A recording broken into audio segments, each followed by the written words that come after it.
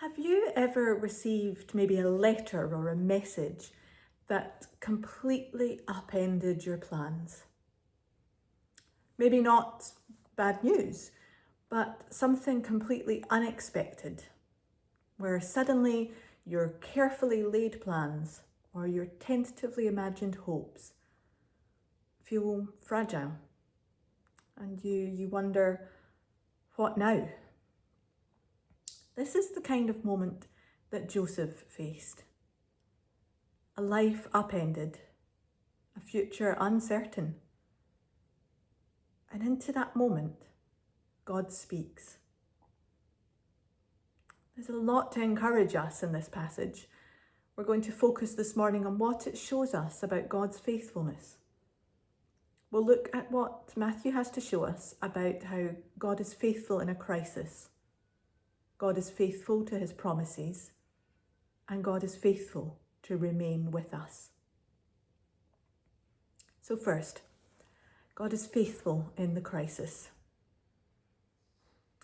We often imagine that if God draws near, everything should become serene. We can believe this even on a subconscious level. But that is definitely not how the story begins when God comes into Joseph's life. God comes into Joseph's life not as a warm glow, but as a crisis. Think about Joseph's situation. He has just heard of an unexpected pregnancy. His fiancée is heartbroken, and he has a painful decision to make. Joseph is described as a righteous man. He seems like a good guy. He wants to do what is right before God, and he wants to be kind to Mary. So he plans to end this engagement as quietly as possible, with as little trouble as possible for Mary. Matthew is bringing us into this very human moment. There would have been disappointment, confusion, a future unraveling. Joseph's world is far from being peaceful or tidy. And yet this is exactly where God is at work. Into this moment of fear and uncertainty, God speaks. Joseph, son of David, do not be afraid. The promise that follows is not that everything will be easy, but that God is with him, that God is with us, that he is entering our real world, our complicated families, our unplanned mess, our anxious decisions. And faith often begins not with serenity and peace, but with a crisis. It often doesn't begin with clarity, but with more questions than answers. And into that moment, God draws near.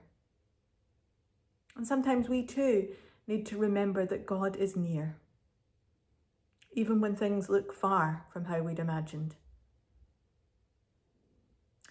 Now, I want to make one important side note before we move on.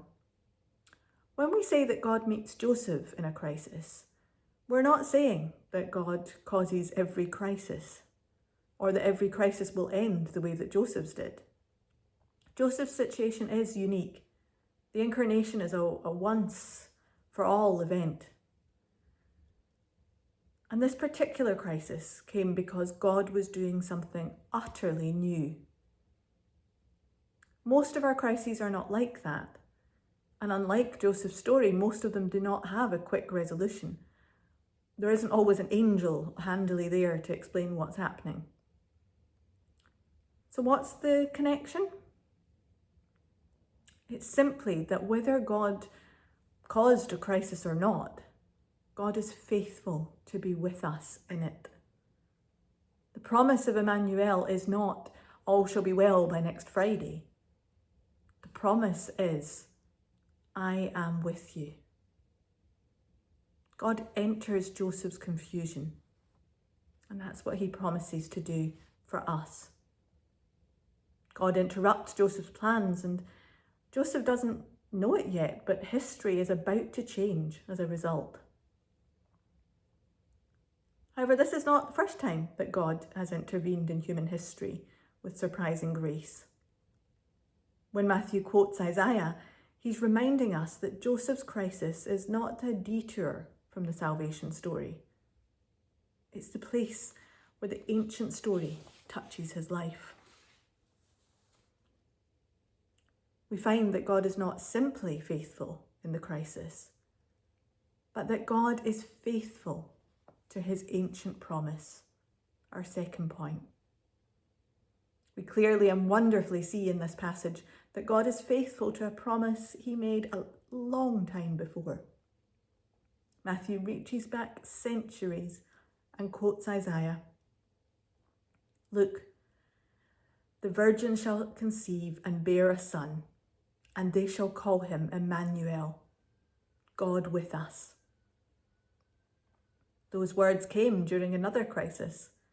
At the time they were spoken, there was another threat to God's people, and they were afraid. Isaiah announces a promise filled with hope. A child will be born, a sign of God's faithfulness. God will be with his people. Matthew sees that ancient hope being fulfilled in Mary's child.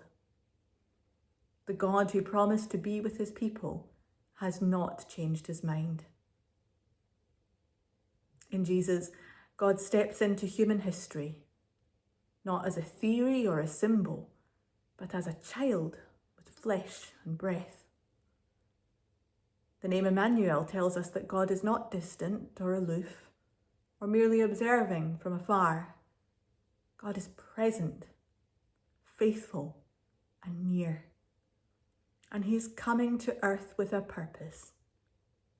The name Joseph has been told to give this baby is Jesus, because he's coming to save his people from their sins. And God is faithful to remain with us.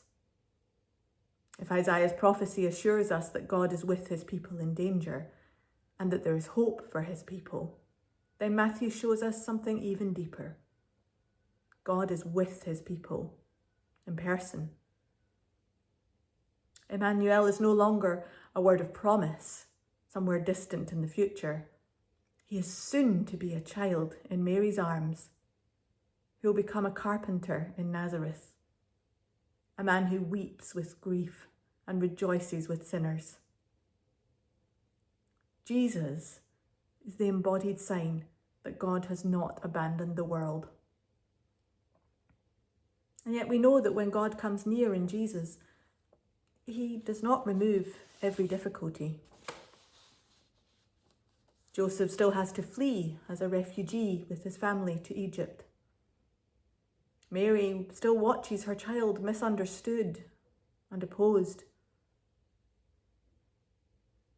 The story of Jesus travels through rejection, suffering, and ultimately a cross.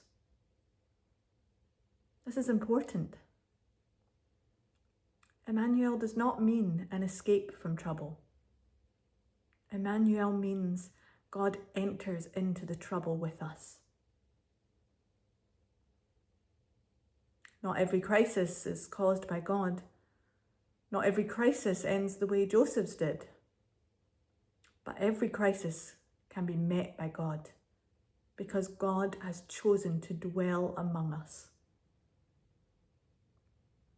Faith then is not the confidence that life will go as planned. Faith is the confidence that God will go with us, that God is with us, whatever comes. And that his faithfulness, whenever we feel weak or confused or fearful, his faithfulness remains present.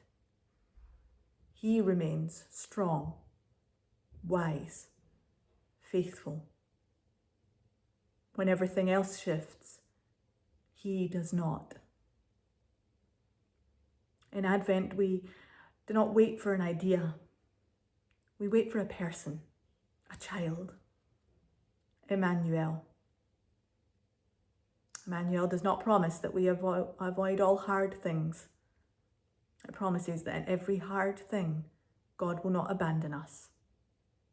God is with us. God is faithful. God is faithful in the crisis, faithful to his promises, faithful to remain with us. And that changes everything. Amen.